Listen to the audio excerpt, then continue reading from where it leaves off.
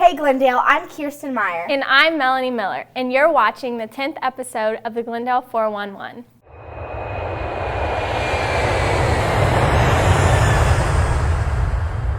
Springfield Public Schools has adopted one-to-one technology. Mariah Carrico investigates. The Ignite program is an initiative by Springfield Public Schools to bring engaging, relevant, and personalized learning to every student.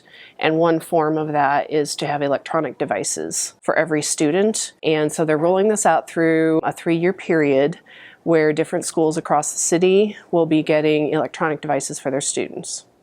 Glendale is on year 2 of Ignite, and a few classrooms have been chosen to pilot the devices this spring. My classroom is one of those classrooms.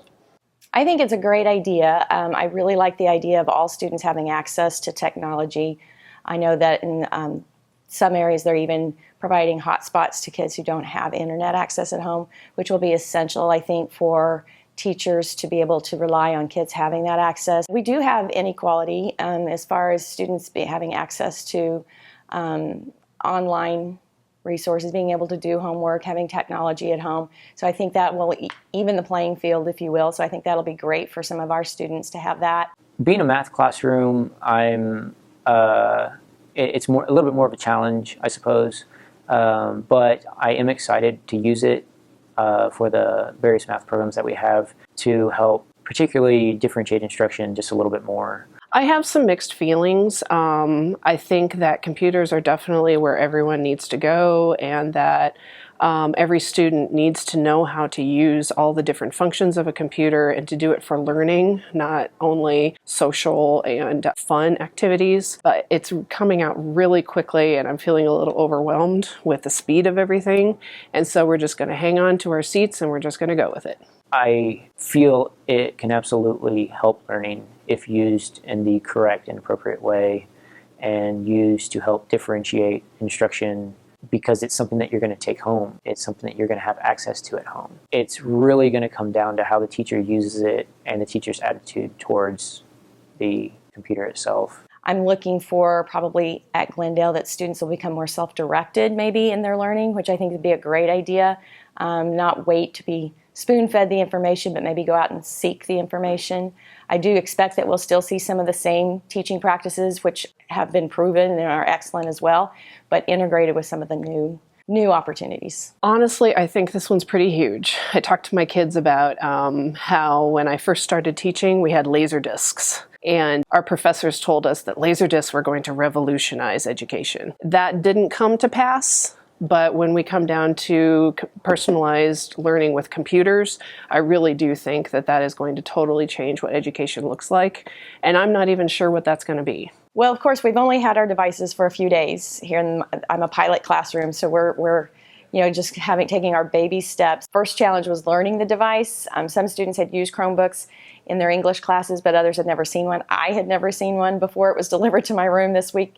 So just learning the device itself had a bit of a challenge because I do a lot of online work as far as streaming video or streaming audio activities for listening comprehension. So I think it's a great idea. I'm looking forward to exploring some new learning opportunities in my classroom. I'm not going to change everything I do, but I'm going to hopefully just kind of explore some new learning opportunities.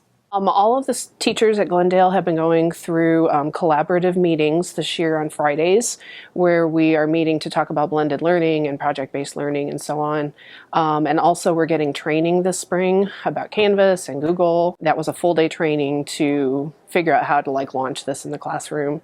And then also I'll have some more of those professional development days coming up this spring. Signing out for the Glendale 411, this is Mariah Carrico. Hotel Vandevort is a new concept hotel downtown. Kayla Wines and Emily Farlander take us inside. The Hotel Vandevort underwent extensive renovations from 2012 to 2015 when it opened to the public. The boutique hotel is known for its unique look and feel. It was a Masonic temple for 80 years, and then it was renovated in 1985-86, and it had been an office building for about 25-30 years before we bought it. So we really just approached it from the sense of what was, in our opinion, the next big missing piece down here, and it was a boutique hotel. We approached it as passionate investors and as consumers, and hired a lot of people who knew the industry well and learned a lot along the way. But really the whole inspiration was something that was going to benefit the culture and economics of downtown. You know, we're still kind of defining ourselves to the public. You know, we hope that it's a place that is, to the locals, a lot of the interaction comes from the restaurant. So we hope that it's a very high-end and sophisticated but approachable place, and space as well. That's what we were after. So not just the restaurant up front, but all the soft seating around. We like to call it Springfield's living room or downtown's living room. So whether it's in the evening with a cocktail and dinner or just during the day coming here to respond to some emails and have a coffee, we want people to feel comfortable in the space and to use it. When we first put the backlit mirrors up, my wife, who did most of the design, she hated it. She said, it's just too much light. You can't keep a bathroom clean enough to have this kind of light in there. But we were noticing friends of ours and other people, we'd see their profile picture. We're like, I know where that was taken. And so my wife quietly just kind of started the hashtag one night and put it out there. But in the past couple months, it's just exploded. It's been fun to watch. From modern renovations to an antique feel, the Hotel Vandevort is a place for a quiet spot to work or for a leisurely weekend stay. Signing out for the Glendale 411, this is Emily Farlander and Kayla Wines. Each year, Glendale and Kickapoo compete in the Chick-fil-A Challenge, raising money for a local cause. This year's local cause is a member of the flock. When my wife was pregnant with the boys, she had what was called twin-to-twin transfusion syndrome, and it's where they both shared the same placenta, being identical twins. One was taking nutrients from the other, and it was affecting both of them in a negative way. Harrison, who is twin A, he's on the autistic spectrum.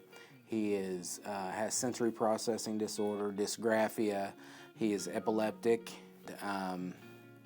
He has also celiac disease, which we found out in the last couple of years.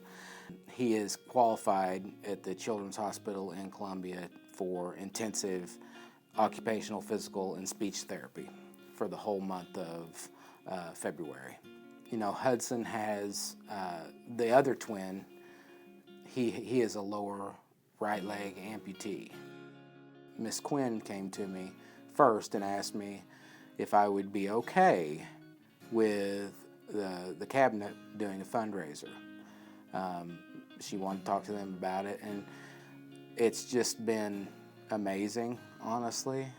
Kickapoo as well. I mean, it's been a very supportive environment, and she told me, and then Mr. Thomas, and I've talked to him several times, thanking him. I just have been absolutely amazed at the kindness of everybody here.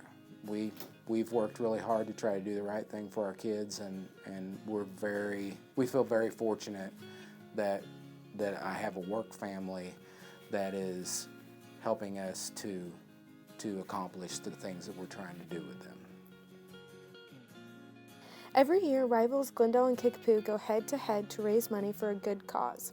Decorations are hung, splitting the restaurant in half, and proceeds from each meal purchased goes towards a specific cause.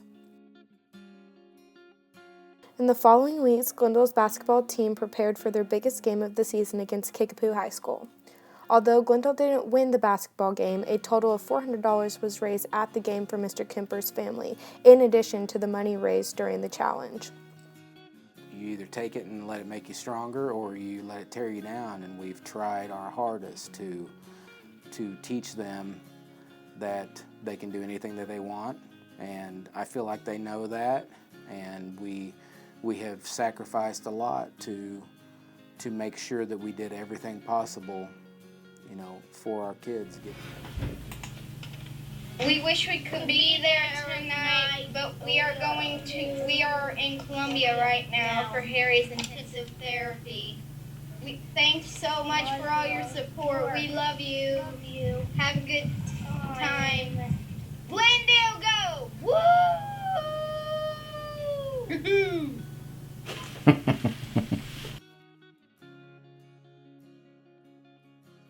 Meyer and I bring you a unique taste test featuring Glendale students.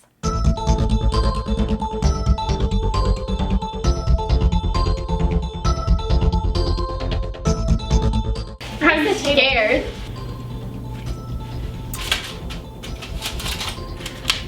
Please, it's not something that I can't eat it. Is it unwrapped? Smells like mashed potato. No idea. It smells like dog food. I don't know what. Smells like barbecue. Is it in the spoon? No, it actually smells good. Oh, it's squishy. Ew. What is this? It feels mushy. Oh, I'm scared.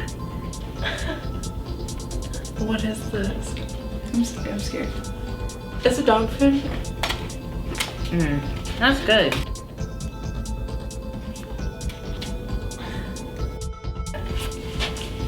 It's not that good.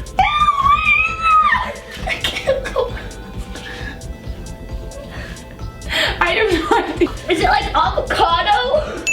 Are there raisins? Is that beef jerky? Potatoes? What is it? Tuna. Is it tuna? Is that corn? Did you make it? Okay, then it's not that good. Oh, that's vanilla pudding. It's an Oreo. Ravioli. Thanks for watching this episode of the Glendale 411. Follow us on social media at the Glendale 411. Signing out, I'm Kirsten Meyer. And I'm Melanie Miller.